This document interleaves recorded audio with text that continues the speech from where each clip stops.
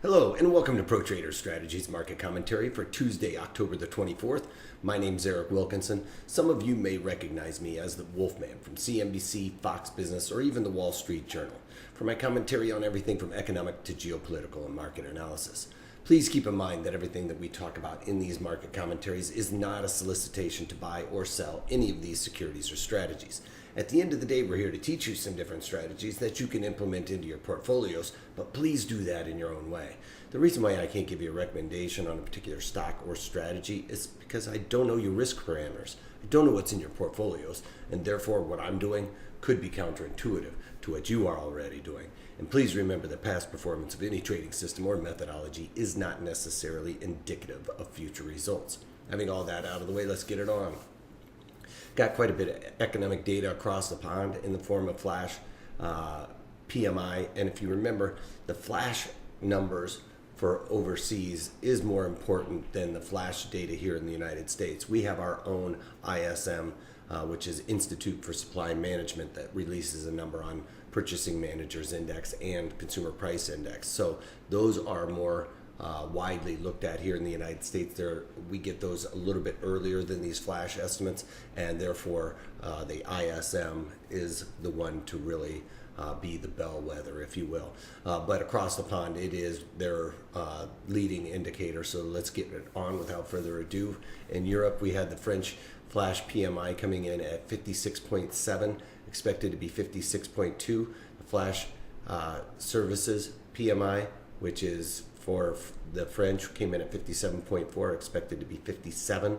Then in Germany, we got the flash manufacturing PMI, Purchasing Managers Index, again, 60.5, expected to be 60.1. The German flash services PMI came in at 55.2, just slightly lower than the 55.5. Then we got in the European region, other nations, not the bigger ones, but some of the smaller ones put together, came in for their flash PMI on the manufacturing side at 58.6, expected to be 57.9, and then the flash services PMI for the European region outside of those major countries came in at 54.9, slightly lower than the expected 55.7.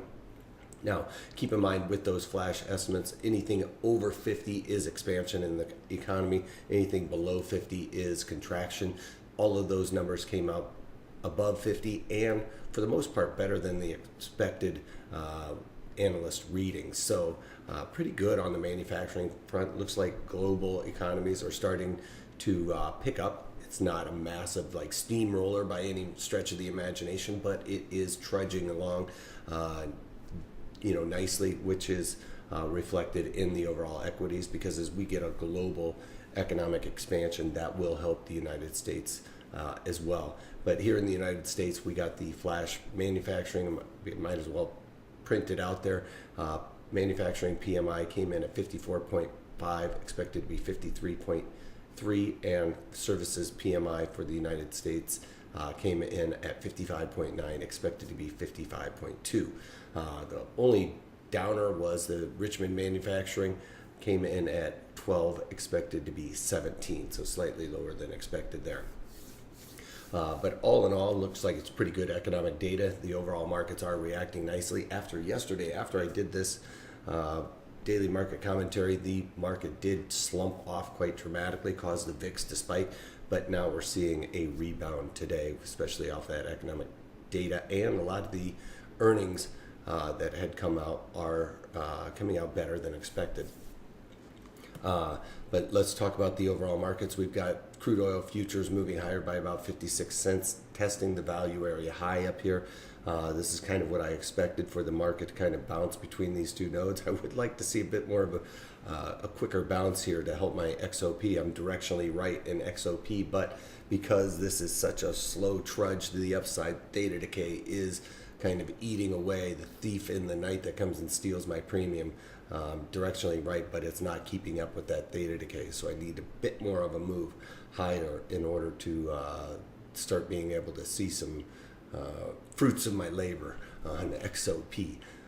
Anyway, on to gold futures. Gold futures are coming off as one would expect with the global economies doing well, the market moving higher.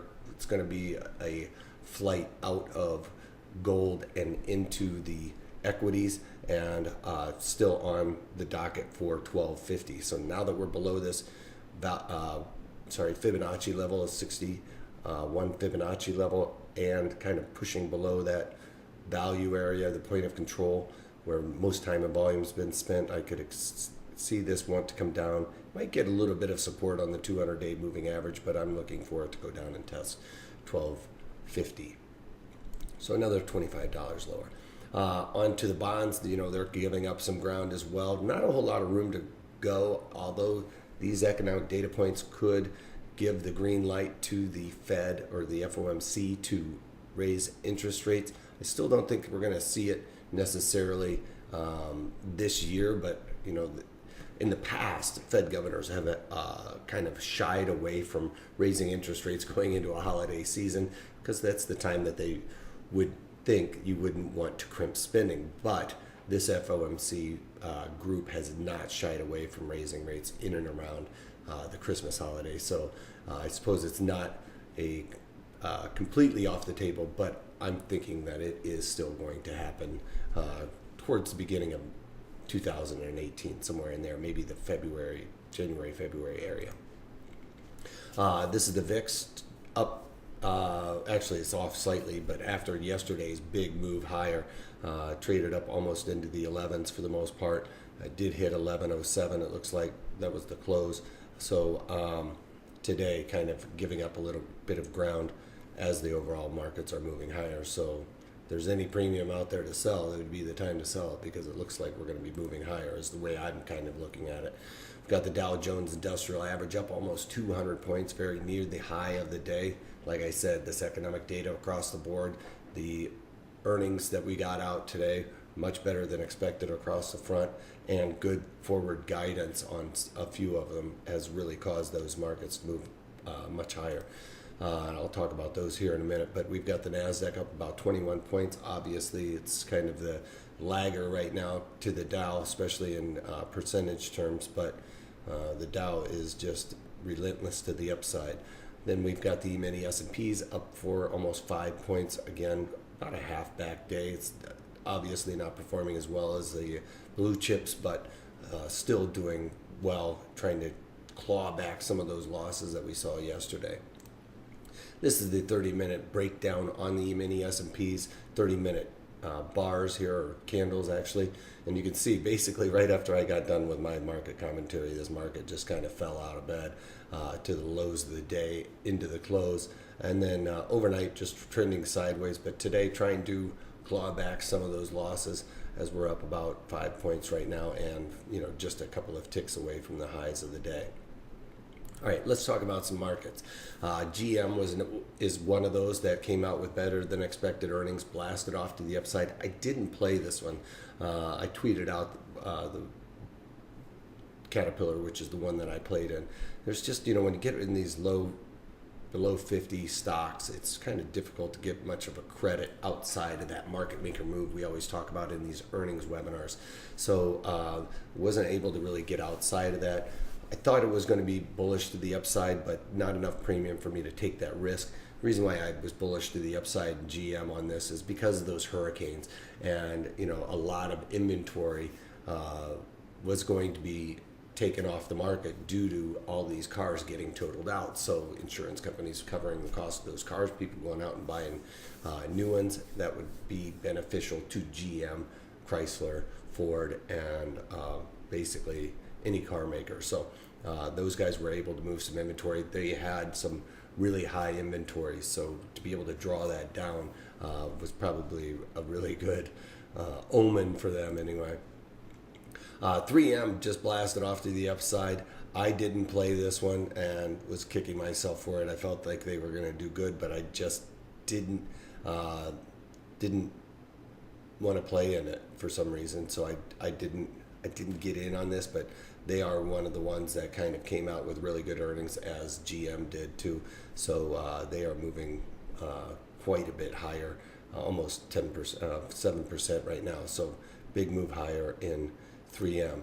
And now, I have that 3M trade on there. So let me pull that back up.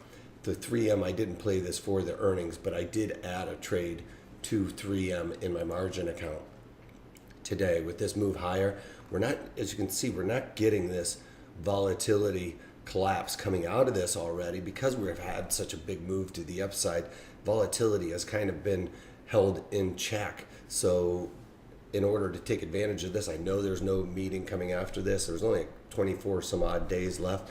I think that 3M may have a little bit of a retracement off of today's as some profit taking, commences, but I don't really see it wanting to come back and cover in this gap like right away. So their forward guidance, everything else looks really good. So I think that we're going to see 3M kind of trend for a little bit before it tries to cover this gap. So having said that, I went in there and sold the November 220 puts, and I collected 44 cents for that. Still has high implied volatility above 50. I think it's right around 56. I would expect that volatility to come out, allowing those premiums to come off relatively quickly. So played this after the earnings for 3M on a bullish, adding some deltas, positive deltas to my portfolio.